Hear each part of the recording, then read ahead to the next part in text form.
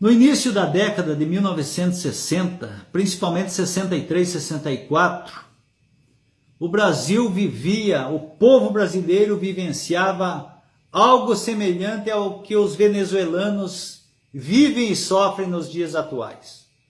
O Brasil foi transformado num verdadeiro inferno, num verdadeiro lamaçal por comunistas e bandidos que ocupavam as cadeiras do poder naquela época. João Goulart, comunista presidente, abandonou a cadeira de presidente da República, fugindo para o Rio Grande do Sul, se homiziando depois no Uruguai. No dia 1º de abril de 1964, o presidente do Senado Federal e do Congresso da época, senador Auro de Moura Andrade, declarou vaga a presidência do Brasil, dando posse no dia 2, conforme a Constituição de 1946, ao deputado, presidente da Câmara dos Deputados, senhor Ranieri Mazzilli. Passaram-se alguns dias e o Congresso Nacional, os representantes do povo, através do voto, elegeram presidente do Brasil, o senhor Humberto de Alencar Castelo Branco, o qual tomou posse como presidente no dia 15 de abril daquele ano. Não houve golpe militar, e eu desafio qualquer comunista que seja a ler um livro de história escrito por pessoa séria, a provar a quem quer que seja que houve golpe ou ditadura militar. Posteriormente à posse de Humberto de Alencar Castelo Branco, nenhum presidente militar repetiu o mandato.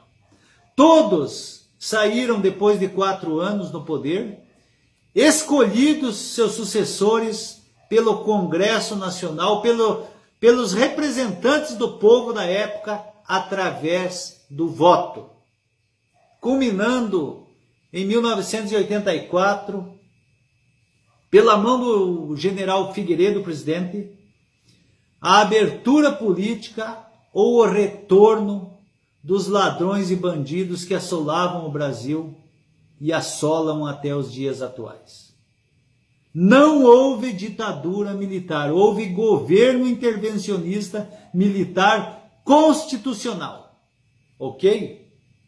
E o maior mal que os militares fizeram na época foi de não ter emparedado e fuzilado sumariamente vagabundos e bandidos comunistas do tipo Zé Dirceu, José Genuíno, Dilma Rousseff, o sequestrador Franklin Martins, Leonel Brizola, Fernando Henrique Cardoso, ok?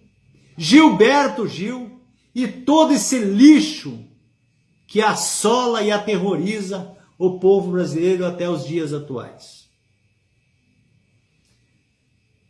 Os militares salvaram o Brasil em 1964 e nós haveremos de comemorar agora, no dia 29, data escolhida pelo Palácio do Planalto, para juntos com as Forças Armadas, com o povo de bem do Brasil, lembrar desse feito histórico, do resgate do Brasil e da derrocada dos comunistas. Fato repetido agora, através do voto sagrado do povo brasileiro e dos nossos atuais militares, comandados por Jair Bolsonaro, os quais estão impedindo de ver o Brasil transformado numa Venezuela, numa Cuba, ou numa qualquer ditadura sanguinária, comandada por esses bandidos que foram derrotados através do voto e derrocados do poder máximo da nação brasileira. Comemore e comemore muito. Diga aos seus filhos a verdadeira face da história. Não houve ditadura e não houve golpe militar. Houve um governo militar intervencionista, constitucional, por clamor do povo, por um chamamento do Congresso Nacional de 1964. Ok? Muito obrigado.